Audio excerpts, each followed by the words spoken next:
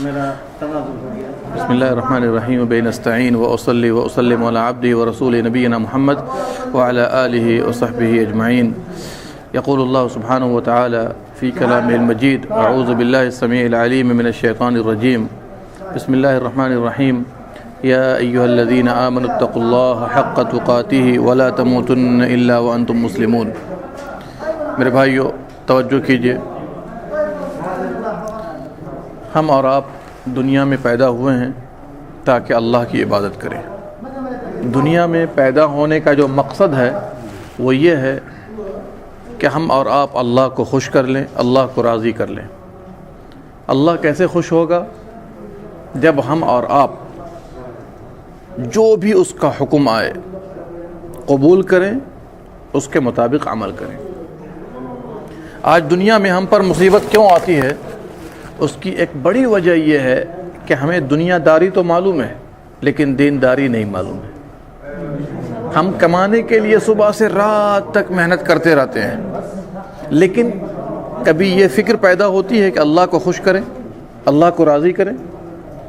اور اللہ جب خوش نہیں ہوگا ہمیشہ مصیبت آتی رہے گی، اس لیے کہ آرام دینے والا بھی اللہ ہے، تکلیف دینے والا بھی اللہ ہے، اور تکلیف دور بھی وہی کرتا ہے، تکلیف دور بھی وہی کرتا ہے. حالانکہ اللہ کے نیک بندے ہمیشہ تکلیف میں رہتے ہیں. دین پر چلنے میں تکلیف ہے، دین پر چلنے میں وہ آرام نصیب نہیں ہوگا جو عام طور پر لوگوں کو ہوتا ہے. دین پر چلنے والا یہاں تکلیف سے رہے گا لیکن مرنے کے بعد انشاءاللہ آرام سے ہوگا.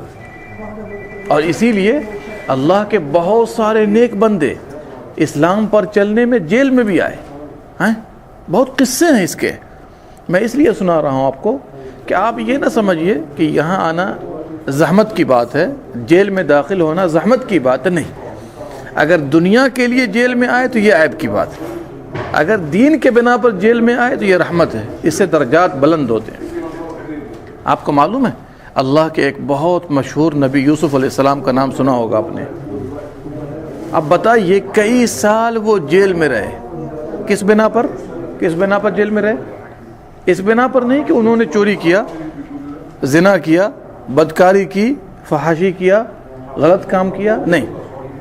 اس بنا پر کہ زنا کرنے کو کہا گیا انہوں نے نہیں کیا، برائی کرنے کو کہا گیا انہوں نے نہیں کیا. اب جب انہوں نے برائی نہیں کی تو جو پاور والے لوگ ہوتے ہیں نا تو دھمکی دے کر کے جیل میں داخل کر دیتے ہیں. بڑے بڑے علماء کرام کے بارے میں آیا ہے، اللہ اکبر. جب ان سے کہا گیا غلط فتویٰ دو، انہوں نے غلط فتویٰ نہیں دیا تو بادشاہ نے جیل میں ڈال دیا. بادشاہ نے تو یاد رکھیے ہمیشہ دنیا کے لیے اگر آپ جیل میں آئے اس بنا پر کہ چوری کیا، اس بنا پر کوئی غلط کام کیا، یہ عیب کی بات ہے. چونکہ مسلمان کبھی بھی غلط کام نہیں کرتا ہے. مسلمان تو اس فکر میں ہوتا ہے کہ اچھا سے اچھا کام کرے اور اللہ کو راضی کرے، اللہ کو راضی کرے، اللہ کو خوش کرے. اب ایک آدمی نماز پڑھنے نہیں گیا، پکڑ کے جیل میں ڈال دیا گیا. اس نے اچھا کام کیا تھا کہ خراب کام کیا تھا؟ خراب کام کیا نا. بھائی نماز چھوڑنا خراب کام ہے نا. نماز چھوڑنا اچھا کام ہے کہ خراب کام ہے؟ شیخ الاسلام ابن تیمیہ رحمۃ اللہ علیہ بہت بڑے عالم گزرے ہیں، سمجھ رہے ہیں؟ ان کو اسی جرم میں ڈالا گیا جیل میں کہ انہوں نے خلاف شریعت فتویٰ نہیں دیا. اس لیے کہ اللہ والے جو لوگ ہوتے ہیں نا جیل میں جانا پسند کر لیتے ہیں لیکن اللہ کے دین کی مخالفت نہیں کرتے ہیں. اور جب جیل میں آئے، اللہ اکبر، کتنی کتابیں لکھ دی جیل میں، کتنی کتابیں. آپ تو گپ شپ کرتے ہیں، لیٹے رہتے ہیں. ہونا یہ چاہیے کہ یہاں تو اور آپ کو موقع ملا ہے کہ آپ دین سیکھیے، دین کی بات سنیے، قرآن پڑھیے، حدیث پڑھیے تاکہ آپ کو فائدہ ہو.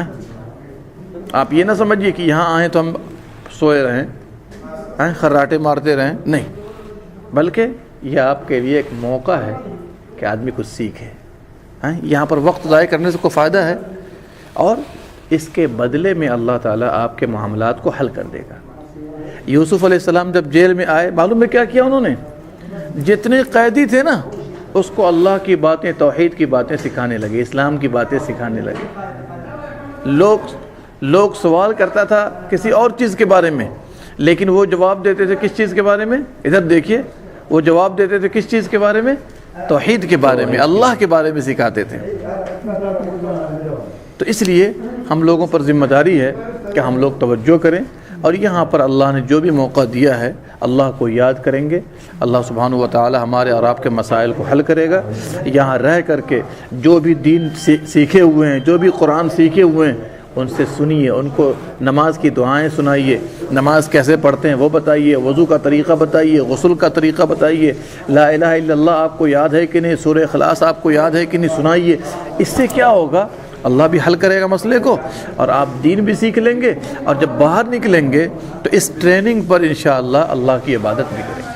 یعنی کتنا بڑا فائدہ ہے کہ صرف سو کر کے گپ بازی کر کے وقت گزارنا جیل میں، اور ایک ہے کہ دینی راستہ ہموار کر دیا، کچھ سیکھ کے جائیں گے تو باہر اس کے مطابق عمل کریں گے۔ لیکن میں ایک بات ہمیشہ کہوں گا، آپ کو اللہ نے بہت تکریم سے نوازا ہے، بہت عزت سے نوازا ہے، آپ مسلمان ہیں، لیکن ہمارا اور آپ کا کام یہ ہونا چاہیے کہ ہم جہاں رہیں اللہ کے قانون کی مخالفت نہ کریں۔ مخالفت کریں گے آج نہ کل آپ کو اس کی سزا ملے گی۔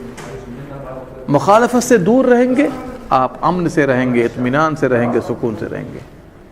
یہ ہے اللہ کی طرف سے ہم لوگوں کے لیے اعلان اور پیغام کہ ہم مسلمان ہیں، ہمیں اور آپ کو چاہیے اسلام کیا سکھاتا ہے اس پر غور کریں۔